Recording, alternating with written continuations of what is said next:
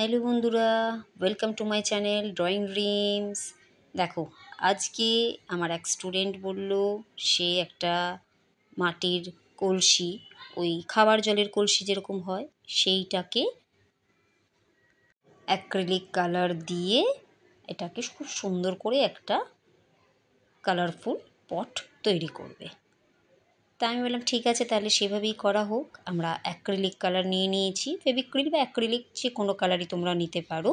এখানে দেখো আমি মাটির কলসিটা 4টে কালারে ডিভাইড করেছি। নিচে কালো, তারপরে একটু ইয়েলো, ওপরের দিকে দিয়েছি রেড এবং তার উপরে সবুজ।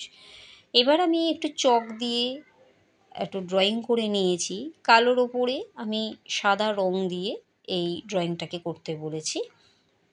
তো দেখো সুন্দরভাবে এই ড্রয়িংটা ও করেছে।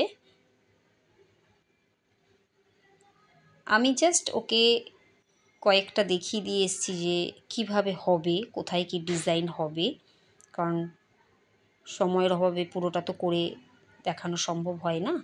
তো ও নিজের মতন করে কিছুটা আমি দেখিয়ে দিয়ে এসেছি এবং তারপরে ও নিজের মতন করেই পুরোটা করেছে।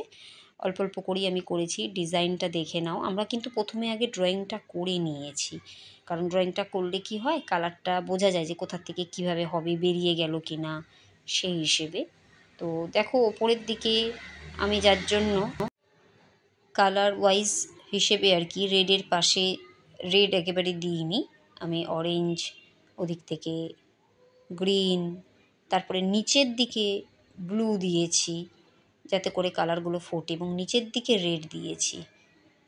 কালারের কম্বিনেশনগুলো অন্যরকমও করতে পারতাম, তবে এটা আমার ভালো লাগলো তাই আমি ওকে এভাবেই করতে বললাম।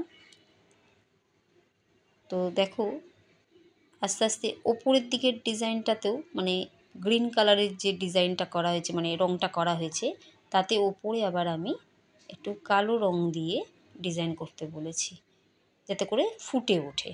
কালার কন্ট্রাস্টটাই কিন্তু মেন যে কোনো জিনিসে। আর রেড কালারের ওপরে আমি এইভাবে ছোট ছোট সাদা রং দিয়ে এইভাবে ডিজাইন দিতে বলেছি। আমি ওকে একটুখানি দেখিয়ে এসেছিলাম, ও পুরোটাই আস্তে আস্তে করে করে ফেলেছে। তো বন্ধুরা দেখো তো তোমাদের কেমন লাগছে এটা। ভালো লাগলে অন্তত একটু লাইক দিও।